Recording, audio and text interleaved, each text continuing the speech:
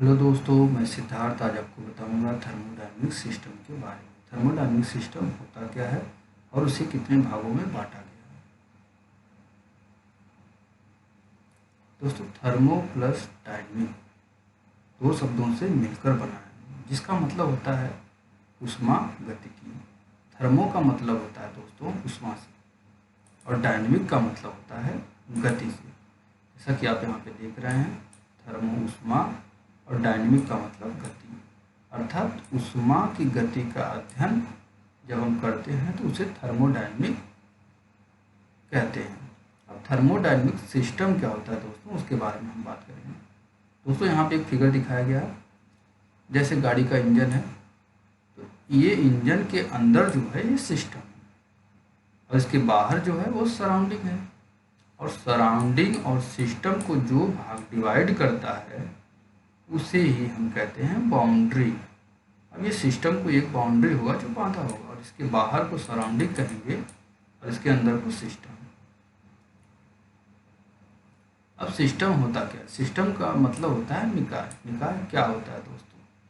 निकाय का मतलब जिस पर हम किसी उष्मा का अध्ययन करते हैं, उष्मा एनर्जी का अध्ययन करते हैं, उसकी क्षमता का अध्ययन करते हैं, उसे हम लोग सिस्टम कहते हैं। सिस्टम कुछ भी हो सकता है, इंजन हो सकता है, फ्रिज हो सकता है, रेफ्रिजरेटर हो सकता है, और कुछ भी दोस्तों। अब सिस्टम के बाहर का जो क्षेत्र है उसे सराउंडिंग कहेंगे। अब देखिए, सराउंडिंग और सिस्टम को एक बाउंड्री जो इसे डिवाइड करती है, इसे परिवेश कहते हैं। परिवेश का मतलब बाउंड्री होता है दोस्तों।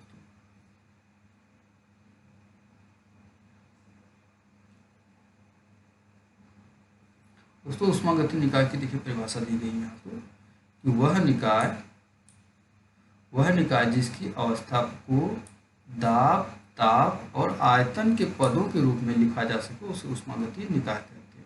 अर्थात हम बात करेंगे ऊष्मागतिकी निकाय तथा मध्य ऊर्जा और द्रव्य, मतलब मास के बारे में और एनर्जी के बारे में बात करेंगे। इसके आधार पे इसको बांटा गया थर्मोडायनेमिक सिस्टम को। मास कितना अदला बदली होगा, एनर्जी का बाहर जाना और आना, ये तय करेगा कि ऊष्मागतिकी निकाय कौन सा है। हमने इंजन दिखाया है दोस्तों, यह देखिए, यह सिस्टम है, पिस्टन और क्रैंक एक सिस्टम है, और जो इसकी बॉडी है ये कहलाएगा बाउंड्री। दोस्तों, ये बाउंड्री है, और बाउंड्री के बाहर ये सराउंडिंग है, ये सब। अब देखिए, इसे मास और एनर्जी के आधार पे दो कितने भागों में बांटा गया है। मास और एनर्जी के आधार पर इसे तीन भागों में बांटा गया है दोस्तों। आप देख सकते हैं यहाँ तीन भाग: ओपन सिस्टम, क्लोज सिस्टम और आइसोलेटेड सिस्टम। खुला निकाय, बंद निकाय, विलगित निकाय। अब खुला निकाय क्या होता है दोस्तों, हम उस पर बात करेंगे। खुला निकाय दोस्तों, जैसा कि शब्द से ही पता चल रहा है कि ओपन सिस्टम मतलब ओपन है, और हम बात किस पर करेंगे, किस माध्यम से डिवाइड कर रहे हैं, मास और एनर्जी से। इसका मतलब है दोस्तों, मास भी बाहर जाएगा और एनर्जी भी बाहर जाएगी। मतलब हम ये देखिए, सिस्टम ओपन सिस्टम, यह सिस्टम है, इसमें कोई द्रव या लिक्विड भरा हुआ है, इसे हम हीट देते हैं तो देखिए इसमें से मास भी बाहर जा रहा है और हीट भी बाहर जा रही है, तो इसे हम लोग कहते हैं ओपन सिस्टम।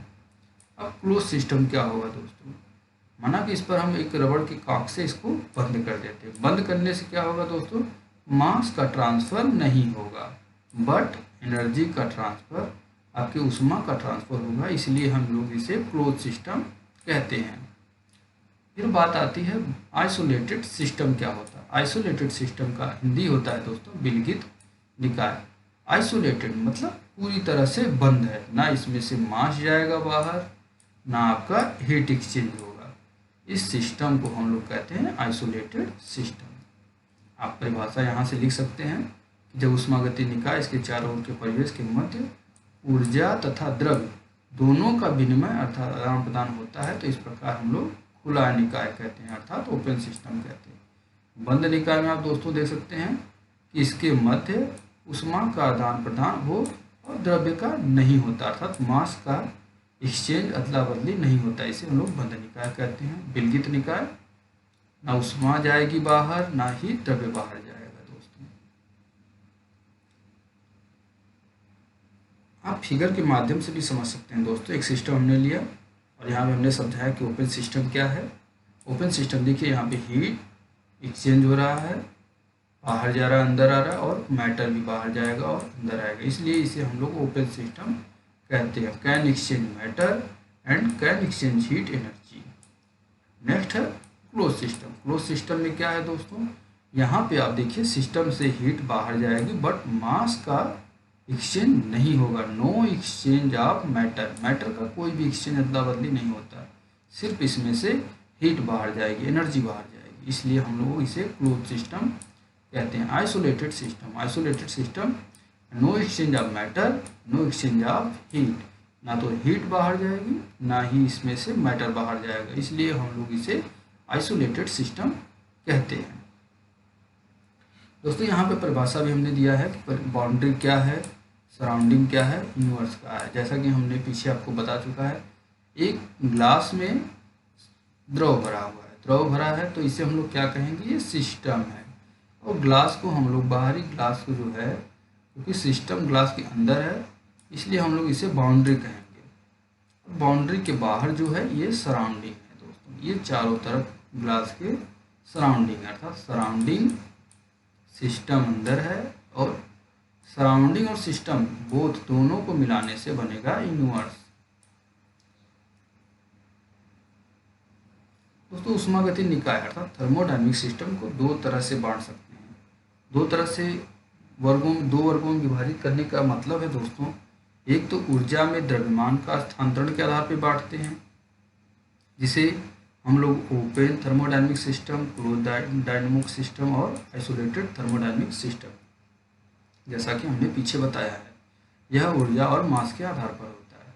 बट दूसरे आधार पर अगर बांटा जाए, पदार्थ के अवस्था के आधार पर, तो दो तरह के होंगे, होमोजेनियस थर्मोडायनेमिक सिस्टम और हेट्रोजीनियस, समांग और विषमांग।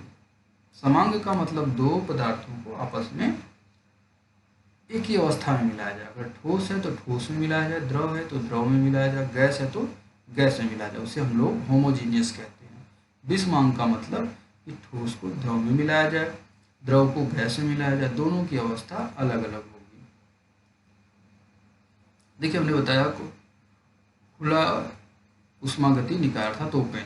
यहाँ पे हमने बताया कि ऊर्जा और द्रव्यमान दोनों का स्थानांतरण होगा, इसे हम लोग ओपन सिस्टम कहेंगे। इसका एग्जाम्पल दोस्तों है गैस टरबाइन, वाष्प टरबाइन, बॉयलर, वायु संपीड़क, वाष्प इंजन अर्थात अंतर्दहन इंजन। इसे हम लोग खुला निकाय सिस्टम कहते हैं, क्योंकि इसमें से मास और एनर्जी दोनों का स्थानांतरण होता है।